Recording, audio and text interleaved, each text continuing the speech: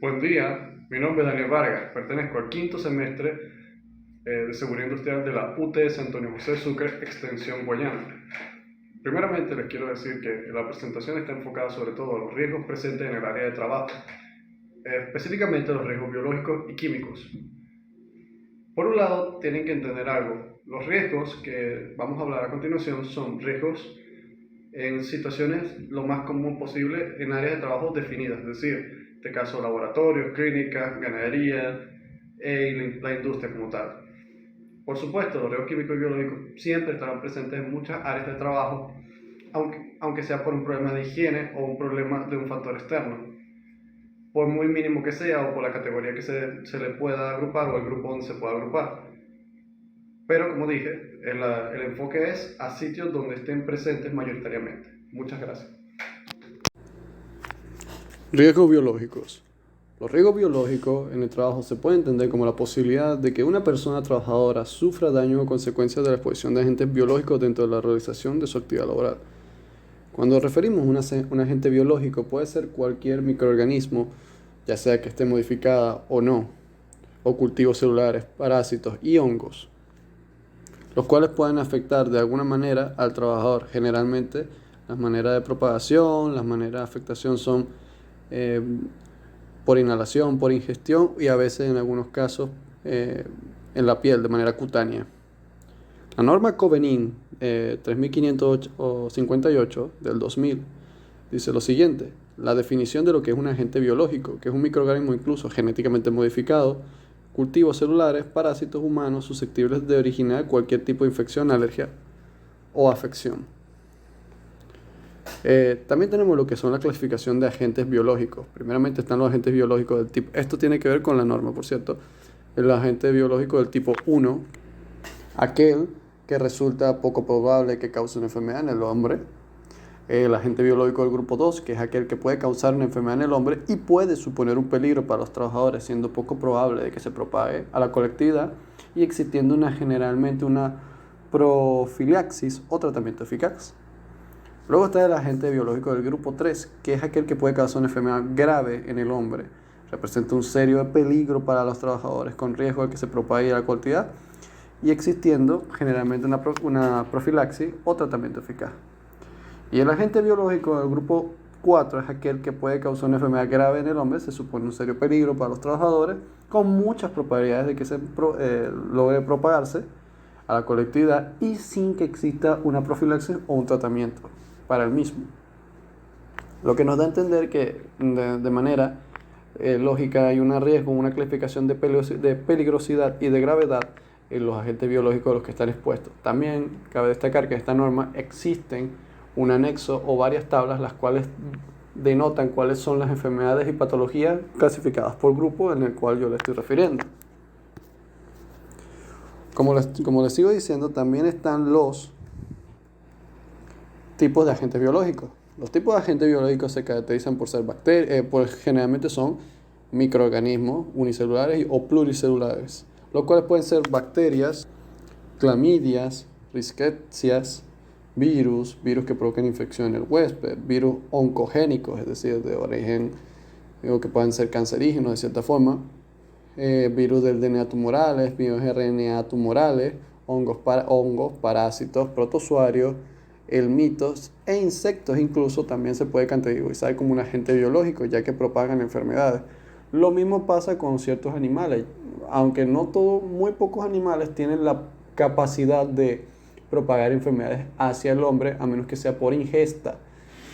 Pero siempre está la posibilidad y existen esas probabilidades en áreas específicas y áreas de trabajo específicas, como puede ser la ganadería o en la elaboración o empaquetamiento de productos de origen animal orgánico. De los puestos de trabajo son las actividades en donde existe mayor posibilidad de encontrar trabajadores expuestos a riesgos biológicos, los cuales son clínicas, hospitales y entidades de salud, laboratorios clínicos, biológicos y de bioinvestigación, crías y manejo de animales, ganadería, avicultura, porcicultura, piscicultura, etc. El manejo de pieles y otros productos animales de procesamiento de carnes, servicios funerarios, cementerios y funerarias, y la manipulación de basuras y desechos, ya sea orgánico, inorgánico o en general. Las vías de transmisión son los principales medios que utilizan los microorganismos para llegar al individuo. Generalmente son por inhalación, que es fundamentalmente aerosoles infecciosos o partículas contaminadas con el agente infeccioso, transmitidas por el aire. La ingestión, que está originada también por la penetración por las manos u objetos contaminados a la vía digestiva. A través de heridas de piel, cuando la piel con solución continua se pone en contacto con superficies o materiales contaminados. La acupunción, que es fundamentalmente por heridas con objetos cortantes o punzantes, tales como agujas, cuchillas, etc. Y oftálmicas, que son a través de derrames, salpicaduras o contactos con las manos por el uso de lente de contactos contaminados.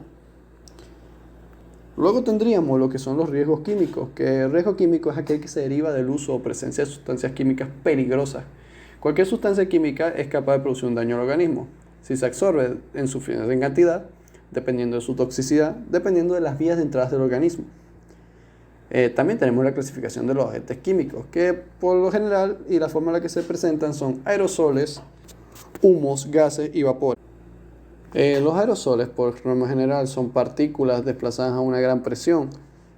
Pueden ser líquidas o en un estado sólido en general. ¿Qué pasa?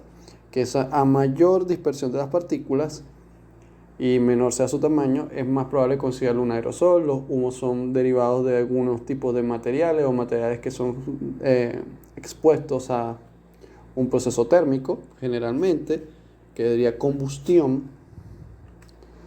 Los vapores ciertamente tienen como predominante ser líquido, generalmente en estado líquido o para luego pasar a gaseosos. No son tan iguales a lo que es el aerosol, ya que se utiliza la presión en el caso de los aerosoles, y en los vapores es más que todo a través de una sublimación, por así decirlo.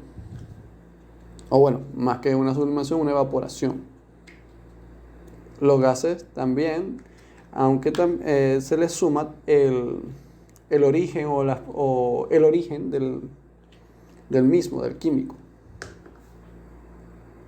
Los efectos pueden ser varios. Depende un poco de cuestión a qué es lo que se está exponiendo el trabajador en este caso. Pueden ser corrosivos, que es decir, destruir los tejidos, ya sea desde la parte de la piel, de manera corrosiva por ingesta, o puede ser hasta dañino en el estómago incluso. Irritantes, que son, como dije anteriormente, la parte de la piel y alteración en la mucosa. Neumoconióticos, que son sólidos que se acumulan en los pulmones. Estos generalmente se derivan del polvo de carbón, amianto, algodón e incluso alúmina.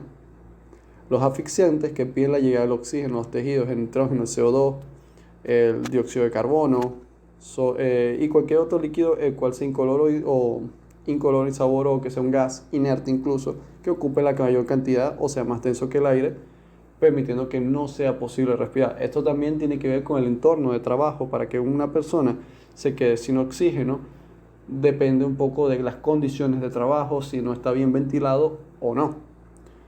Los narcóticos son aquellos que producen inconsciencia, somnolencia, como pueden ser el cloroformo, éteres, alcoholes, cetonas y sus derivados. En el caso de los corrosivos, cabe destacar que existen los ácidos, las bases, el bromo, el frenol, plomo incluso puede ser dañino. Y irritantes son los disolventes o los amoníacos.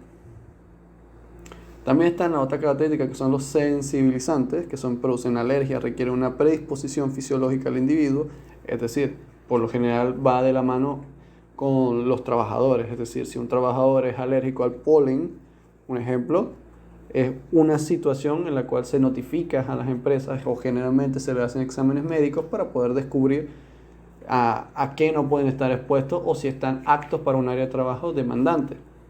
Estos compuestos pueden ser compuestos de níquel, bromo, fibras vegetales, sintéticas, humos, aerosoles, en general.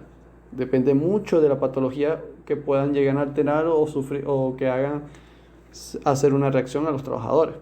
Cancerígenos son aquellos que producen tumores malignos, como puede ser el amianto, benceno, cadmio, cromo, plomo, entre otros.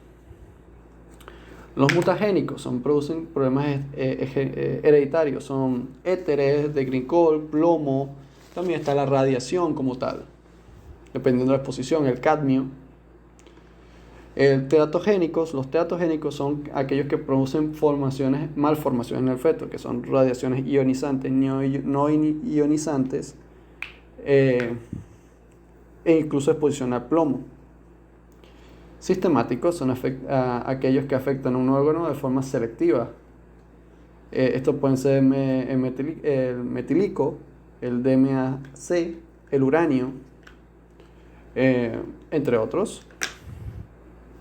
Las normas de seguridad y higiene ocupacional para el uso y manejo de sustancias químicas. Cabe destacar que lo más importante es cómo podemos hacer frente a este tipo de riesgos. En primer lugar, tenemos que los requisitos de seguridad.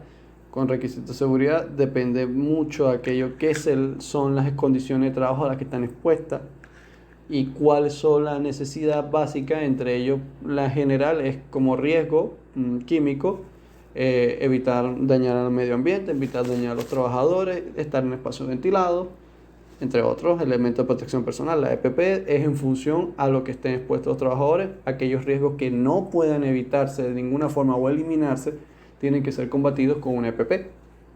Las etiquetas dan a entender, junto con la normativa y basamentos legales que se tienen, sobre el grado de peligro a lo que está expuesto. Pueden ser un grado 2, grado 3, eso va en función de las etiquetas. Y eso es lo que demarca lo que puede llegar a ser un agente contaminante o corrosivo, tóxico y todo lo que hemos definido anteriormente para el trabajador y su uso y las recomendaciones de uso del mismo, aparte de su norma técnica, que lo cual están todos bien documentados en el caso de los equipos, los agentes químicos. Todo agente químico tiene una ficha técnica la cual hace referencia a los daños y al manejo y control de desechos del mismo.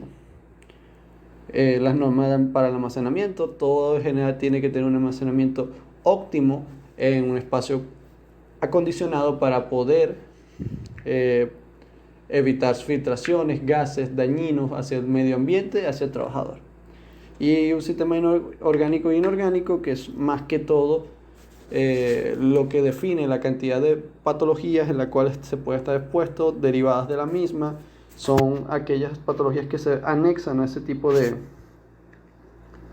agentes o compuestos a los que se están expuestos, al igual que su grado de peligrosidad o sus afecciones hacia el ser humano. Muchas gracias.